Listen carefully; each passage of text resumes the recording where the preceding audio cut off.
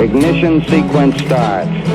6, 5, 4, 3, 2, 1, 0. Liftoff. We have a liftoff.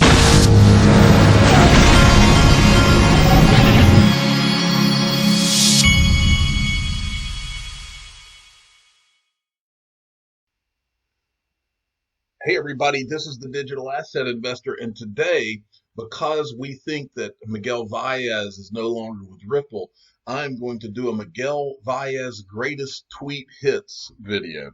That's what this is. Now, a couple of things.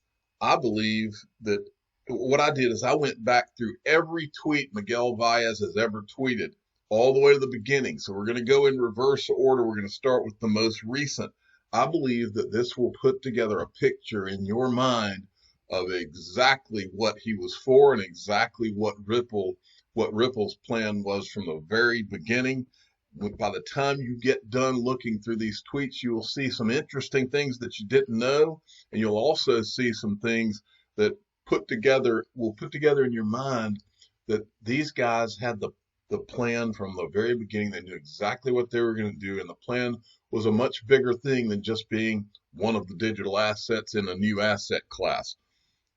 It will all come together in your mind, I believe, because like I said in my last video, I believe, now look, there's a lot of important people at Ripple, but I believe that David Schwartz and Miguel Vias would be the two at the core of making all of this happen.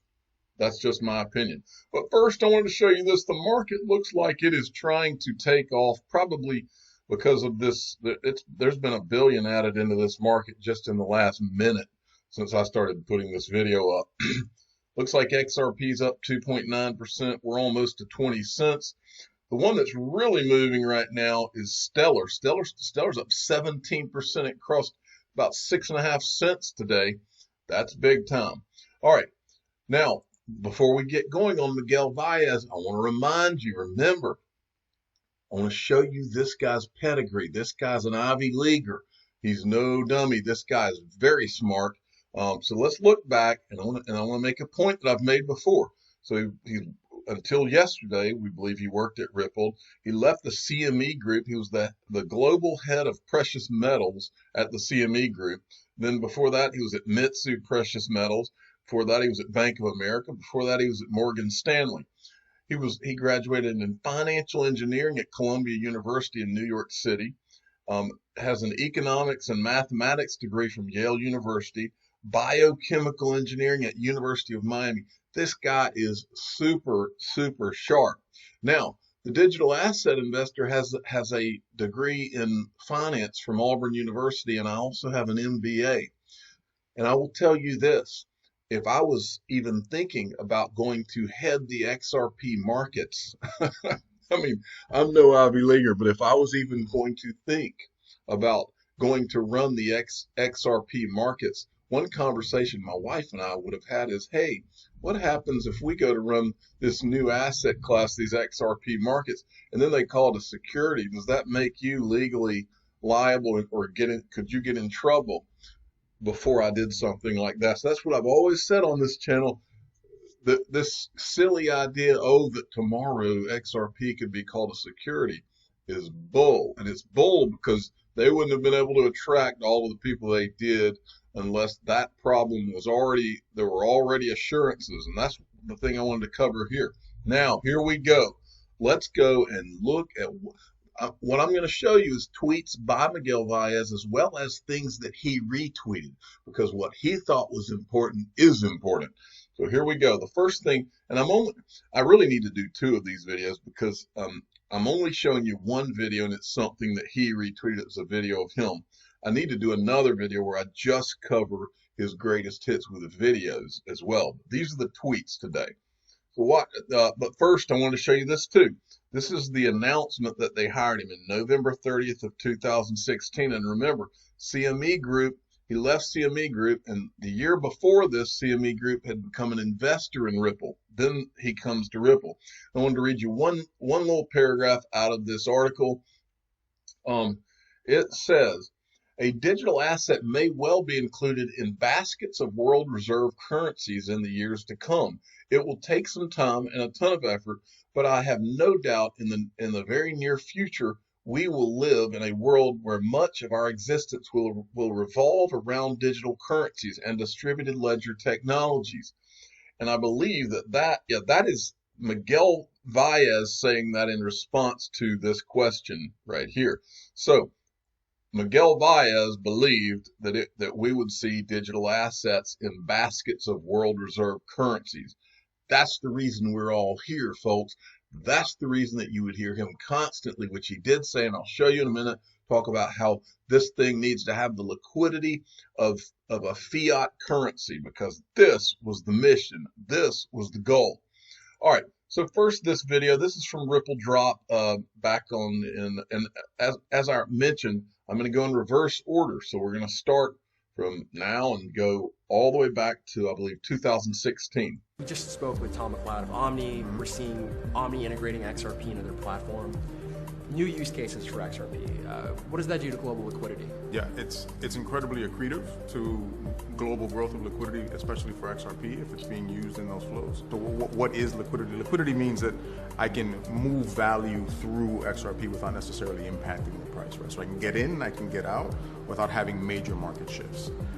If you look at other markets, take FX as an example, the driving force of FX liquidity is not speculation, it's not liquidity provisioning by market participants, it's the use of that liquidity by real businesses. So as an example, if you have an auto parts manufacturer in Japan who's getting paid in euros every day, they need to swap that euro for yen. So they are in the markets regardless of whether it's going up, whether it's going down, they don't care, right? Omni is the same way. They're going to be using XRP liquidity no matter what's happening in the markets. Coil will do something similar. XRapid will do something similar, right? So as you drive more and more of these use cases, liquidity should start to really pick up pace. You just mentioned XRapid for that specifically. With deeper liquidity, what does that do for those financial institutions that are using that? The more liquidity you have, the tighter spreads, the more efficient XRapid and XRP end up being as that real-time on-demand sort of payment funding mechanism, right? So the more Omni uses it, the more Coil uses it, the more other use cases out there start to use this liquidity, the more the volumes grow, the tighter the spreads get, and the easier it is to move money through XRP and XRapid. All right, so that's the one video. Now, I wanted to make sure I remind you, all of these tweets, some of these tweets are just going to be informational and just things that might be of interest to you. They were interesting to me, things I had forgotten, some I never saw. Here's the first one. This was a retweet from him. This is from back on October 1st, 2018. There are many blockchain projects that are interesting, but they aren't sustainable businesses. Ripple stands out in its solution to real-world problems. This is one of the projects seeing the broadest adoption, and that's Susan Athey meeting with central banks as swelled by Ripple. So she's meeting with central banks as swelled by Ripple. And then there's this. Now, I wanted to show you this. This is one of those that's for interest. He says, a pic, so you know it happened. And what this is, it's a picture of a Ripple drink. And for those of you that are listening to me, we know that John McAfee does, he calls them mixology. So if you're wanting to do a mixology at home, there is a Ripple XRP drink. This is from June 13th, 2018, and I'll show you right here. He says, when's the meetup? This is the actual picture of the drink if you want to get a snapshot of that. Ripple XRP, hashtag Terry's Crypto. With the advent of these new cryptocurrencies, will certainly didn't turn his nose up. He's always telling us that risk is his middle name. We'll wait and see. And then it says chocolate Baileys, Kahula coffee, orange bitters, caramel syrup, chocolate brownie, orange zest, and cocoa powder. So I guess that's a dessert, but it looks like a drink dessert. So wanted to show you that. Now, and these are going to get good, folks. And I went through every tweet he's ever done, and these are the most interesting tweets I found. First, this one, not market cap, but volume. Fiat-like liquidity is key for XRP to be an internationally recognized bridge currency. Fiat-like liquidity. And then there was this one. He did several threads and different things, and I tried to pick up on those. Yes, customers have to cross two spreads once once when they buy XRP with USD as an example, and once when they sell XRP for MXN at the destination. But the economics work out because there is no need to batch pre-fund at the destination, and because XRP is incredibly efficient. And then he's got this one, which is 2. With respect to who provides liquidity, it's a mix of speculators, liquidity providers, and eventually other customers sending funds in other direction. In order to have a truly healthy market, you need all 3. And then he did a number 3, I believe. Yeah. You don't necessarily want one market participant type holding all the XRP and providing all the liquidity. It's not how FX markets work, and it's not how these should work either. A very liquidity ecosystem with bidirectional flow is the goal, and XRapid is the key to that. Now, XRapid is what they used to call what is now ODL, rebranded it. And then here's another tweet for clarity. Tweet. For clarity, all XRapid transactions leveraged XRP, which is primary reason for the speed and cost efficiency. With anything else acting as a bridge, these results would have been significantly worse. And this is an Ashish Burla tweet where he says the first XRapid pilot results are in. Financial institutions saved 40 to 70%, and payments took 2 to 3 minutes versus 2 to 3 days. Let's see what we have next. Okay, and then this is a good one. Very happy to see markets coming to this conclusion. Not only is XRP the best digital asset for fiat transfers, but crypto transfers too. Great stuff. And this is a tweet from CoinEx. Ripple XRP has always been a crypto crowd favorite because of its high liquidity and ease of transaction. I'm not going to go through any more of that. Let's keep going through his tweets here.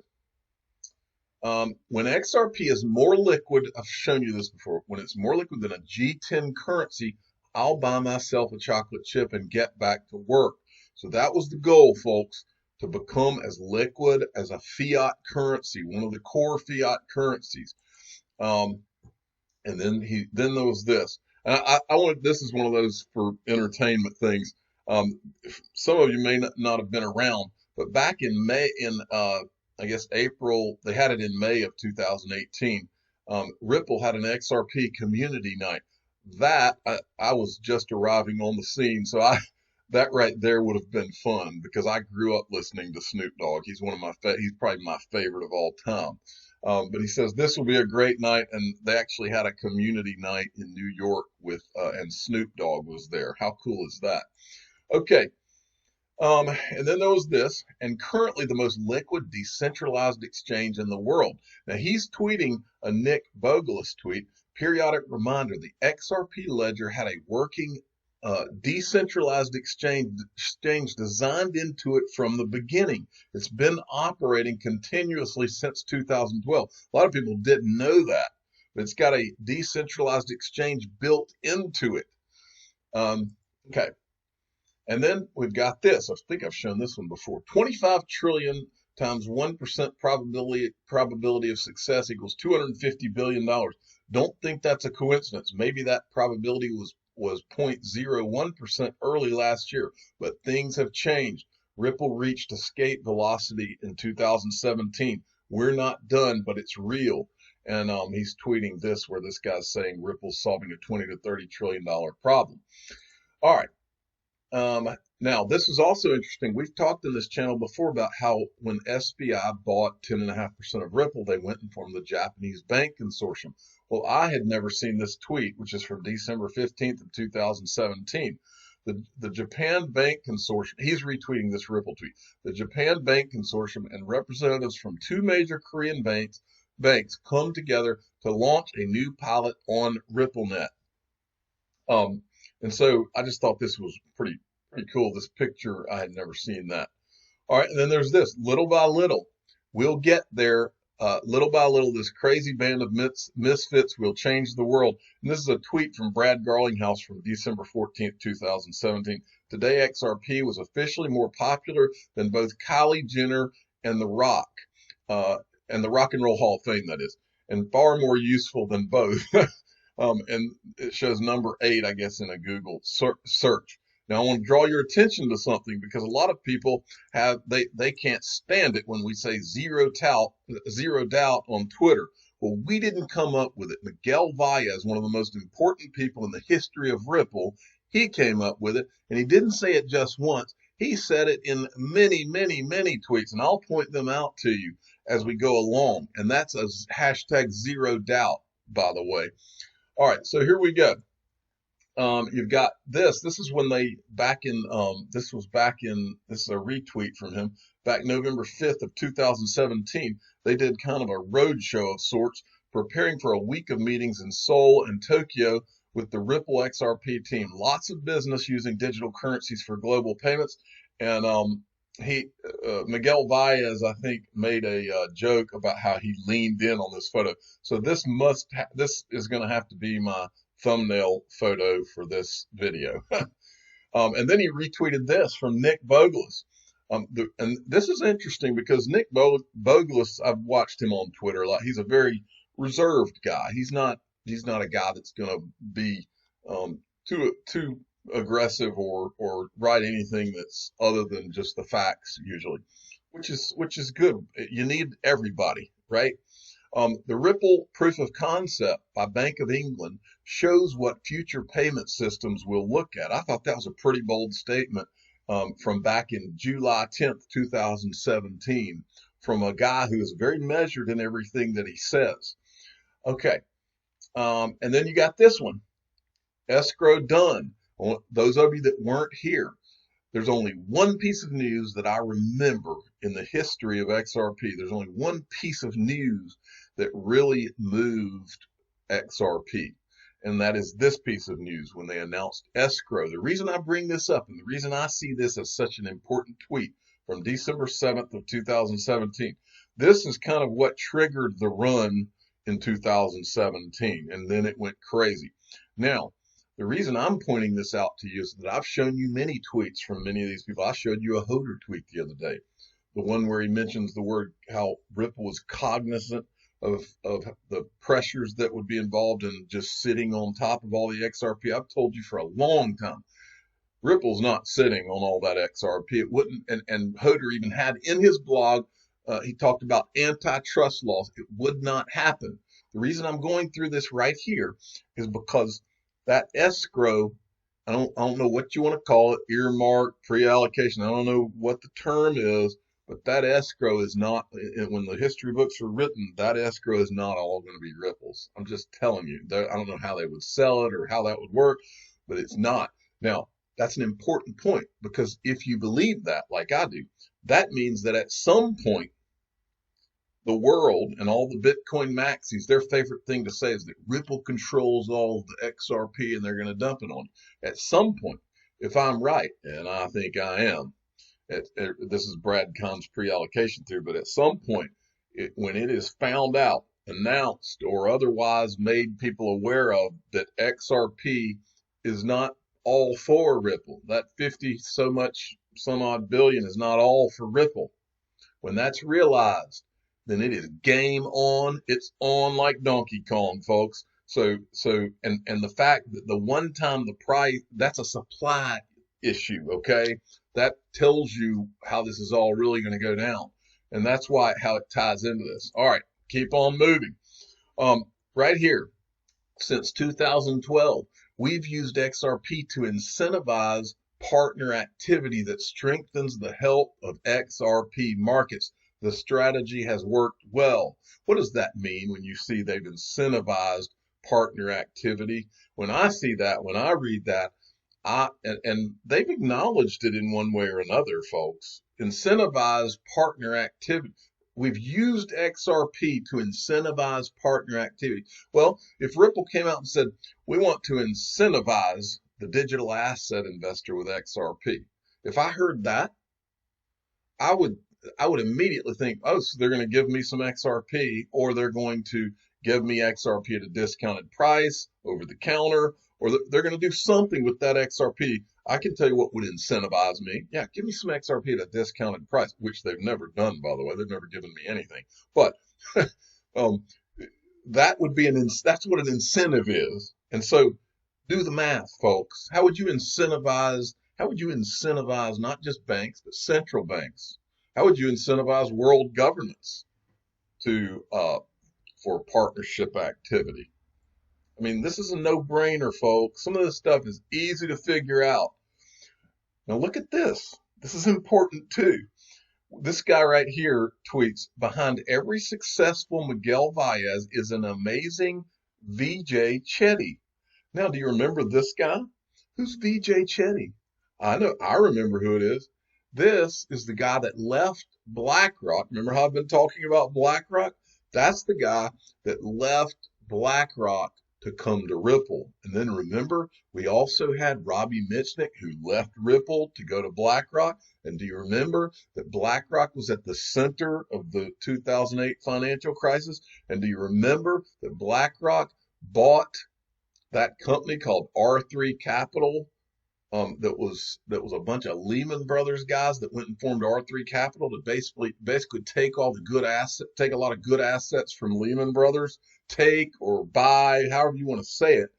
And do you remember all of that? There are no coincidences, folks.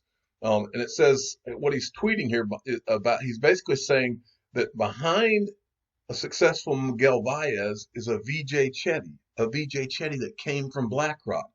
XRP on the front page is another great article on new insights. All right, moving along. And then what about this, folks?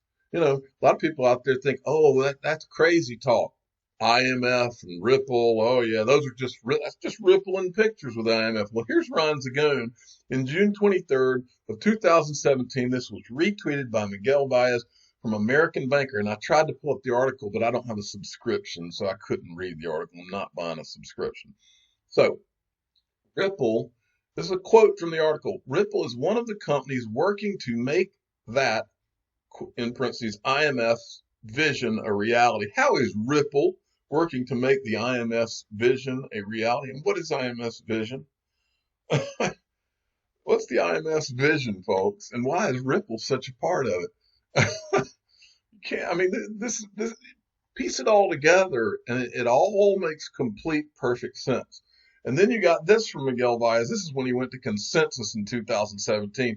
Great discussion on XRP to kick off day one of Consensus with 8 of the top industry analysts. So there's Miguel Vias eating with all of these industry analysts back in 2017.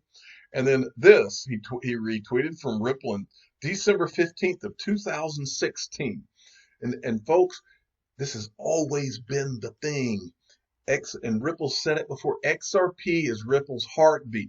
This is not some separate thing that they're just gonna decide one day, oh, we're just gonna get rid of this. No, it's at the core, it's at the heartbeat. Right here, it says XRP is core to Ripple's strategy, and the time is right for us to feature XRP more prominently. And this is when they went and they hired Miguel Vias for this purpose. All right, and now this I wanted to show you. This is a tweet that you've probably never seen, and I ran across it and I thought, how cool is that? Walking over to Ripple on my first day as head of XRP markets, still can't quite believe it. Hashtag life is good. And now for all of you that hate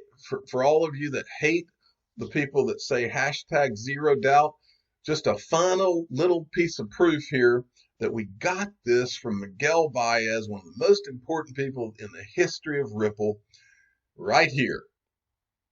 This is from December 13th, 2017. Zero doubt ever. And that became a hashtag zero doubt. So if you don't like it, then go talk to Miguel Vias about it. Don't talk to YouTubers and act like we're some bad guys for saying hashtag zero doubt. All we're doing is we are carrying the torch of zero doubt because we believe just like Miguel Vias believes. I'm the digital asset investor. I'm not an investment advisor. This is for entertainment purposes only. Please subscribe, hit the like button, and tell your friends and family hashtag zero doubt. Thank you for listening.